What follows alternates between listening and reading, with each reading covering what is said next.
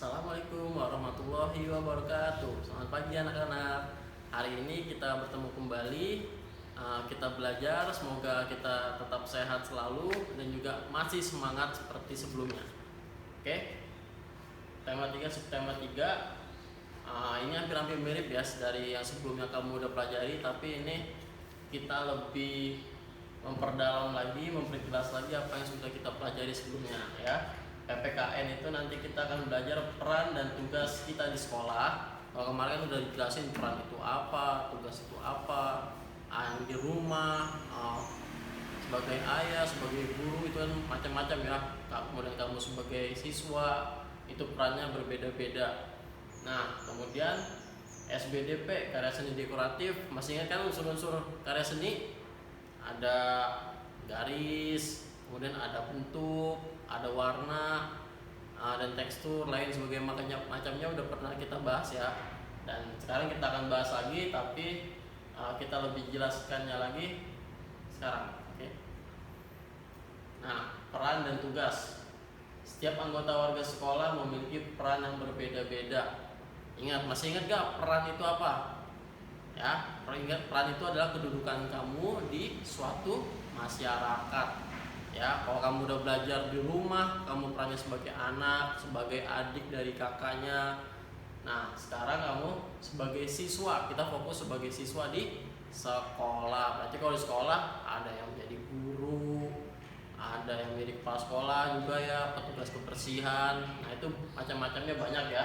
Semuanya harus saling bekerja sama, menghargai dan menghormati agar kegiatan belajar dan mengajar di sekolah dapat berjalan dengan lancar. Oke, jadi namanya peran itu nggak bisa kita doang nih. Misalnya kita sebagai siswa, kita doang nih fokus belajar. Terus kemudian yang lain, peran-peran yang lainnya terbengkalai atau tidak dilaksanakan dengan baik, itu tidak bisa ya. Semua perannya harus berjalan dengan baik agar kegiatannya lancar. Selanjutnya, oke, yang pertama ya, kamu kalau udah kepala sekolah udah pada kenal ya, guru-guru udah pada kenal ya. Kemudian selain kepala sekolah dan guru, ada juga seperti petugas tata usaha ya, mempunyai tugas mengurus segala administrasi siswa dan juga pengaturan catatan tentang siswa, misalnya kayak bayaran, kemudian kamu membeli alat-alat operasi itu di TU, itu yang mengatur semuanya TU ya, data-data kamu ya. Oke, selanjutnya. Nah, selain tata usaha, siapa yang di sini pernah main ke perpustakaan kita? Dulu pas kelas 1, kelas 2 dan pernah main? Nah, kalau kamu pernah main di perpustakaan, itu pastinya harus ada yang menjaga perpustakaan.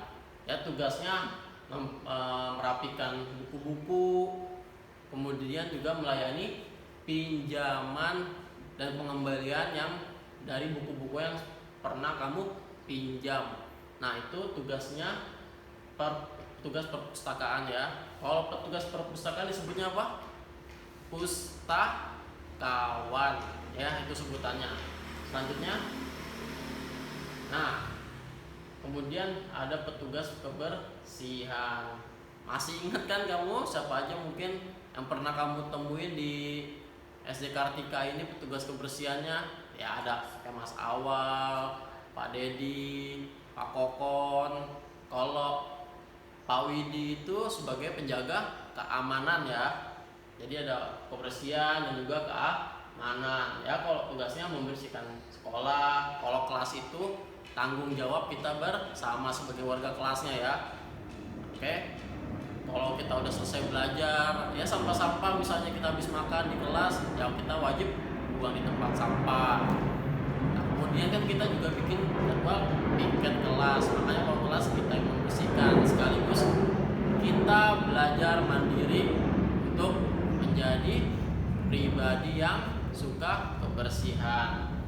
Oke, ini tugasnya sangat penting. Tapi ingat ya, biarpun kita punya petugas kebersihan, kita tidak boleh membuang sampah sembarangan, karena kebersihan sekolah itu merupakan kenyamanan kita bersama. Jadi yang namanya kebersihan sekolah adalah tanggung jawab semua warga sekolah. Oke. Selanjutnya, nah, kamu selama kelas 1 sama kelas 2, Bapak yakin kamu pernah kerja kelompok kan? Nah, kalau kamu pernah kerja kelompok, apa aja? Coba kamu ingat-ingat pengalaman dalam kerja kelompok di kelas 1 dan 2 itu sebelumnya apa aja yang pernah kamu alami? Berarti kalau kerja kelompok, nanti gurunya bikin masing-masing kelompok ya, bisa dengan sebelahnya atau bisa dengan satu kelompok 4 orang. Nah, ingat, berarti kalau dalam kelompok pun juga punya perannya masing-masing. Teman kamu itu punya perannya masing-masing. Nah, sekarang Bapak tanya, kalau misalnya ketika mengerjakan tugas, teman kelompok kamu sibuk bermain, bercanda, kemudian usil dengan teman yang lain, mengganggu ya, apa yang terjadi dengan tugas kelompok kamu? Nah, yang pasti nanti yang fokus belajar akan merasa kecewa, tersinggung, kemudian merasa terbebani ya karena tugas kelompok dikerjakan sendiri, itu bisa. Kemudian bisa terjadi pertengkaran karena tidak saling membantu dalam tugas kelompok. Kemudian kalau kita bertengkar berarti nanti hubungannya ke depannya bisa tidak harmonis ya. Yang tadinya kita saling sapa, namun pas lihat mukanya, wah males, jadi gak semangat belajar lagi. Nah, kalau seperti itu makanya kita perlu belajar memaafkan ya, dan juga mengakui kesalahan. Nah, selanjutnya kalau misalnya sudah bertengkar, kemudian hubungannya gak harmonis, tugas kelompok apa yang terjadi? Tugasnya akan terbengkalai ya, tidak selesai. Tuh. Oke. Nah, itu pengalaman kamu ya, peran dan tugas. Ingat, peran dan tugas sekolah ya, orang yang banyak, kamu pun juga punya perannya di kelompok masing-masing, pun juga punya perannya masing-masing yang harus dilaksanakan oleh semuanya dengan baik ya, agar kegiatan belajar mengajar pun juga berjalan baik. Oke, tadi PPKN udah ya, sekarang kita belajar karya seni dekoratif. Seni dekoratif kita udah belajar di tema 1, tema 1, tema 2, sekarang tema 3 pun sama ya, menghias atau memperindah suatu benda atau objek lainnya supaya sesuai dengan kondisi yang diharapkan. Nih, kalau kamu lupa bisa diingat lagi, bisa dibaca lagi ya. Unsurnya kita sekarang hanya belajar 3 unsur aja ya. Ada garis, bentuk, dan warna. Lanjut. Nah, kalau garis itu yang merupakan kumpulan titik-titik ya. Jadi titik-titik kalau dikumpulin itu menjadi satu garis. Tapi kalau garis nanti dipertemukan dengan garis lainnya itu bisa menjadi bentuk atau bidang. Oke. Nah, kemudian garis dapat dibuat bermacam-macam. Oke, kalau kemarin itu kamu udah belajar 3 garis ya. Garis lurus, terus garis apa lagi? Garis lengkung, sama garis gelombang atau zigzag. Nah, sekarang kita belajar kreasinya ya, kita cara mengembangkannya macam-macam garis dari 3 garis yang sudah kita pelajari. Nah, kita langsung lihat contohnya aja ya. Nah, ini kalau garis lurus ya, semuanya ini sama garis lurus nih.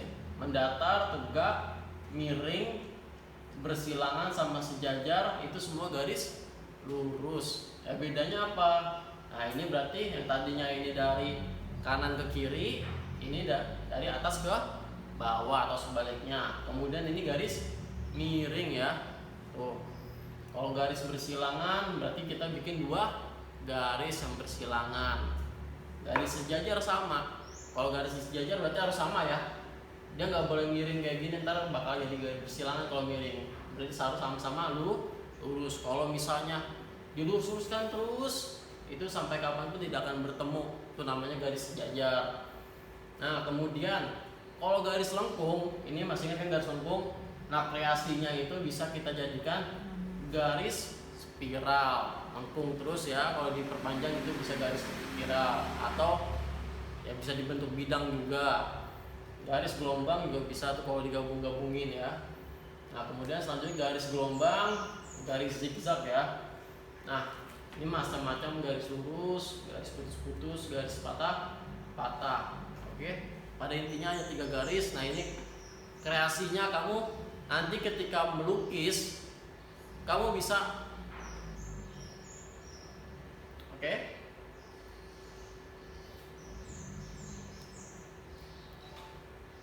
Nah, ini kreasinya ketika kamu melukis, kamu bisa menggunakan garis-garis ini.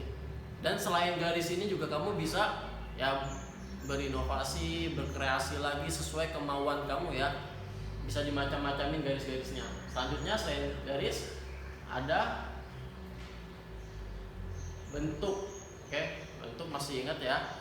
Ada yang persegi, ada yang lingkaran, segitiga, segi 5, segi 6. Bisa diperbanyak lagi. Kalau kubus dan balok itu termasuk bangun ruang ya. Jadi kalau persegi, lingkaran, segitiga itu termasuk bangun datar. Satu aja misalnya kalau kubus itu termasuk sama balok termasuk bangun ruang. Berarti dia punya isi di dalamnya ya. Kayak misalnya botol minum kamu itu termasuk bangun ruang. Nah, bentuk lainnya juga masih banyak. Bisa kita lihat selanjutnya contohnya. Oke, selain bentuk nanti contohnya kita lihat di akhir ya. Selain bentuk ada juga warna. Masih ingat kan? Warna primer, sekunder, dan juga tersier. Kecampurannya kalau primer itu ada 3 ya. Biru, kuning, dan merah. Kalau sekunder itu kecampuran antara ya ketiga warna itu. Kemudian tersier itu paling banyak warnanya ya. Ya bebas lah, ada yang misalnya hijau ke biru-biruan atau hijau ke kuning-kuningan. Ada juga yang tulisannya toska, bongker, marun ya. Itu banyak macamnya, variasinya banyak. Oke, bisa kita lihat. Lanjut. Nah ini 3 ini ya, 3 ini itu termasuk warna primer. Ini gabungannya ya. Percampurannya menjadi warna sekunder. Oke, selanjutnya.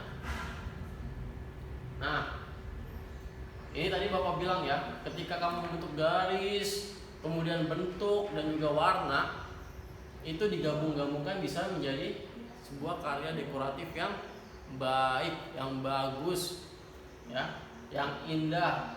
Nih kamu lihat garis zigzag-zigzagnya kan. Tuh, sekarang ini juga ada garis lengkung dicampur. Ini juga garis lurus ya. Coba bayangkan kalau dia misalnya tidak ditambahkan warna. Mungkin akan kurang menarik ya bentuknya. Atau misalkan semuanya hanya cuma garis lurus aja, gak ada garis zigzagnya atau garis lengkungnya. Kurang menarik untuk dipandang atau diperhatikan kan. Tapi ketika dicampur semuanya, ditambahkan juga dengan warna, itu lebih mempercantik, lebih memperindah, dan kita yang melihatnya akan menjadi lebih senang, lebih bahagia melihat karya seni yang baik. Oke, nah itu percampurannya. Tadi itu kan ya lanjutnya. Nah sekarang ini bentuk. Nah bentuk ini kalau digabung-gabungkan ini menjadi bisa menjadi sebuah motif ya. Nah kamu kemarin tuh udah belajar ada yang namanya motif tumbuhan, ada juga yang motif hewan. Nah kalau sekarang ini makin banyak lagi ya. Ada motif bunga ya, seperti ini bunga-bunga. Kemudian bentuk awan ya, dan juga pemandangan malam ya. Tuh seperti ini. Macam-macam ya, imajinasi seseorang itu berbeda-beda dan bentuknya pun macam-macam. Oke. Kemudian bentuk ya, kayak misalnya kamu lihat batik-batik itu bentuknya ya lebih bervariasi lagi ya. Ini hanya sebagian contoh saja. Kalau misalnya kamu mau searching di Google boleh, atau mau dilihat kalau punya koleksi batik, dilihat bentuk apa aja yang ada di batiknya, itu juga boleh. Oke. Nah, itu saja pelajaran kita hari ini tentang PKN dan SPDP. Semoga kamu masih ingat ya pelajaran kita yang sebelum-sebelumnya, dan sekarang ini hanya menambahkan ya PKN itu hanya peran dan tugas kita di sekolah, dan juga warga sekolah lainnya sesuai perannya masing-masing. Kemudian juga karya seni dekoratif ya, dari 3 unsur itu kita makin banyak pengetahuan tentang ketiga unsur tersebut ya. Yang tadinya garis cuma belajar 3 garis, oh ternyata bisa di macam-macamin lagi, bisa divariasikan lagi menjadi lebih indah, menjadi lebih menarik. Kemudian warna dicampurkan dengan warna, bentuk yang tadinya cuma tumbuhan dan hewan yang kita pelajari, sekarang kita sudah punya bentuk awan atau pemandangan alam dan bentuk-bentuk motif batik lainnya ya, yang bisa kamu lihat contohnya di Google atau di lingkungan kehidupan kamu yang terdekat. Oke. Itu saja yang bisa Bapak sampaikan. Semoga bisa dimengerti dengan baik dan semoga bermanfaat. Wassalamualaikum warahmatullahi wabarakatuh.